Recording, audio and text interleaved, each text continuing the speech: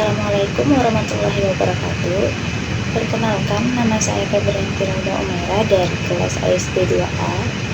Pada kesempatan kali ini saya akan menjelaskan materi mengenai pengelolaan keuangan negara dan daerah. Materi ini sangat penting dipelajari karena berkaitan langsung dengan bagaimana negara mengatur, mengelola, menggunakan, serta mempertanggungjawabkan seluruh keuangan negara untuk masyarakat dan pembangunan nasional. Baiklah, kita masuk ke penjelasan. Pada slide kali ini, kita akan membahas definisi keuangan. Menurut Undang-Undang Nomor 17 Tahun 2003, keuangan negara adalah semua hak dan kewajiban negara yang dapat dinilai dengan uang serta segala sesuatu baik berupa uang maupun barang yang dapat dijadikan milik negara berhubungan dengan pelaksanaan hak dan kewajiban tersebut. Artinya, keuangan negara tidak hanya berbentuk uang tunai saja, tetapi juga mencakup aset, barang, piutang, surat berharga, hingga seluruh hak dan kewajiban pemerintah. Contohnya, 1. Pajak yang dipungut negara merupakan hak negara. Kedua, pembayaran gaji pegawai negeri merupakan kewajiban negara.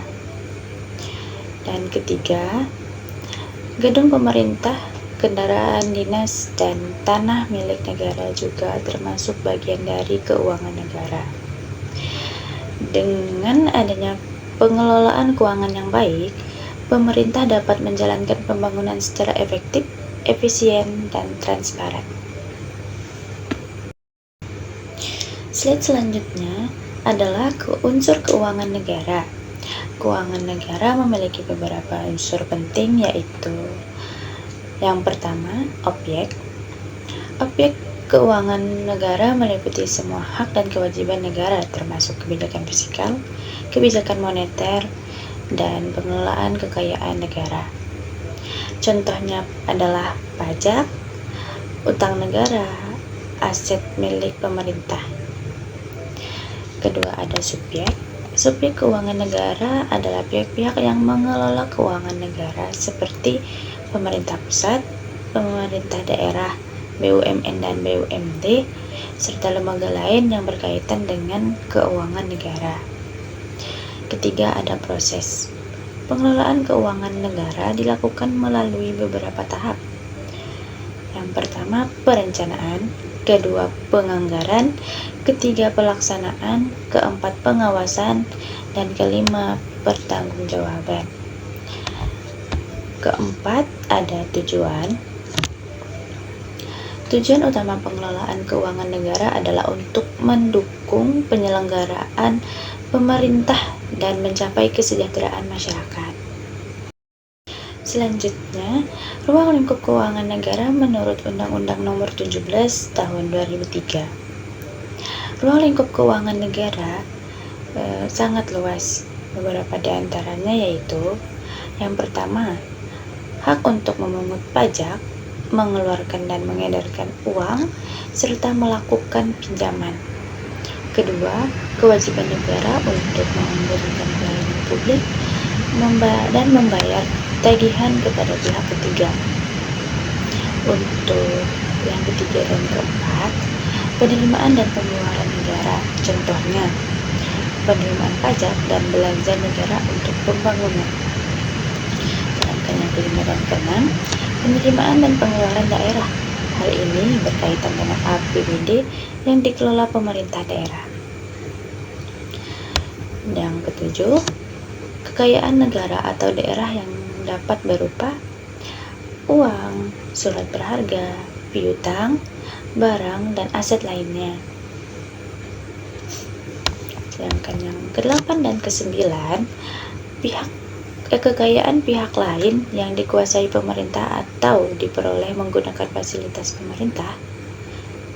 Jadi, ruang lingkup keuangan negara bukan hanya APBN saja, tetapi seluruh kekayaan dan aktivitas keuangan pemerintah. Selanjutnya, komponen utama keuangan. Terdapat 3 komponen utama keuangan negara, yaitu 1. Penerimaan. Penerimaan merupakan seluruh pendapatan yang masuk ke kas negara, contohnya pajak, bea cukai, retribusi, dan penerimaan negara bukan pajak. Kedua, ada pengeluaran. Pengeluaran adalah seluruh belanja yang digunakan negara untuk menjalankan pemerintahan, contohnya pembangunan jalan, pendidikan, kesehatan, dan gaji pegawai. Ketiga, ada pembiayaan.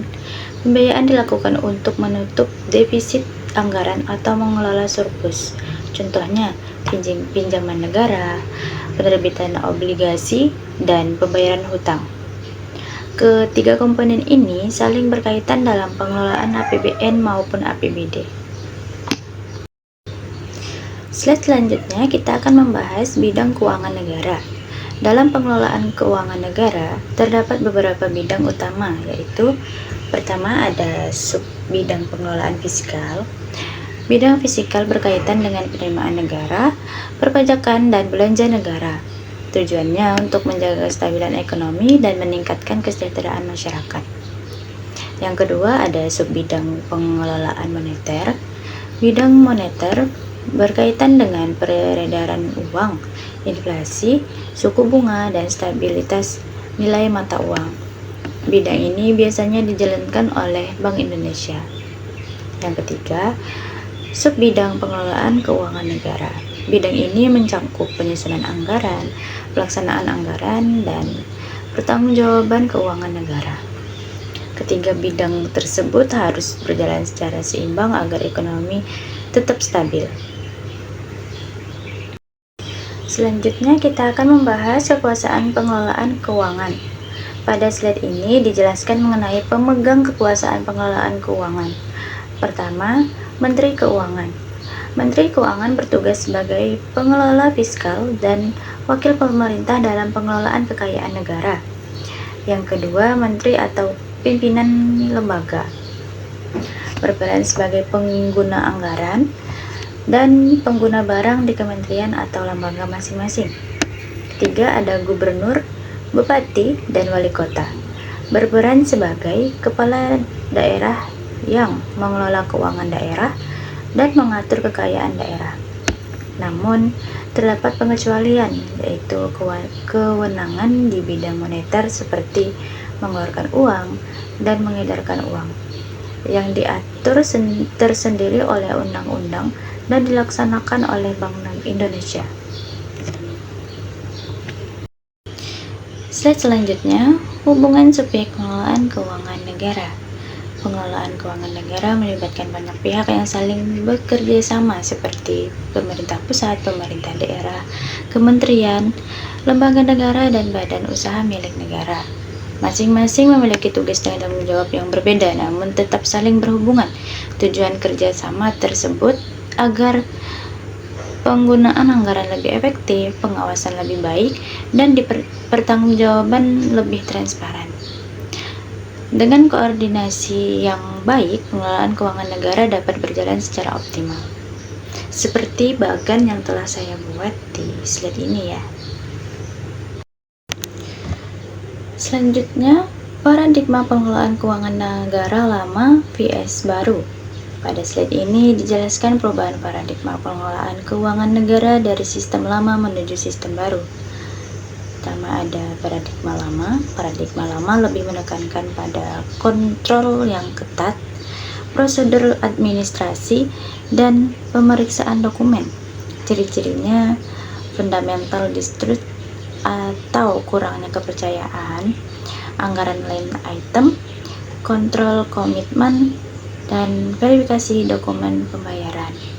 Fokus utama paradigma lama adalah pengawasan terhadap penggunaan dana. Sedangkan paradigma baru lebih menekankan pada hasil kerja, kinerja, efisiensi, dan akuntabilitas. Ciri-cirinya performance based atau berbasis hasil, anggaran sebagai alat perencanaan, menggunakan klasifikasi internasional seperti MTUF, fleksibilitas dalam pengelolaan, dan akuntabilitas pengukuran kinerja. Paradigma baru bertujuan agar pengelolaan keuangan menjadi lebih modern, efektif, dan transparan. Slide selanjutnya yaitu paradigma baru dalam pengelolaan keuangan negara. Dalam paradigma baru terdapat beberapa perubahan mendasar. Yang pertama, perubahan dari financial administration menjadi financial management. Artinya, pengelolaan keuangan tidak hanya berfokus pada administrasi, tetapi juga pada manajemen dan pencapaian hasil. Kedua, semangat. Let the manager manage. Artinya, manajer diberikan fleksibilitas untuk mengelola anggaran secara efektif sesuai kebutuhan organisasi. Ketiga, pengendalian menggunakan check and balance, artinya beberapa sistem pengawasan dan keseimbangan antar lembaga agar tidak terjadi penyalahgunaan keuangan negara. Paradigma baru ini diharapkan mampu meningkatkan transparansi, efisiensi, dan akuntabilitas keuangan negara. Demikian yang dapat saya sampaikan mengenai pengelolaan keuangan negara dan daerah. Kesimpulan dari materi ini adalah keuangan negara memiliki peran penting dalam penyelenggaraan pemerintahan. Pengelolaannya harus secara transparan dan akuntabel, serta paradigma baru menuntut pengelolaan berbasis kinerja dan hasil. Mohon maaf apabila terdapat kesalahan dalam penyampaian. Saya ucapkan terima kasih. Wassalamualaikum warahmatullahi wabarakatuh.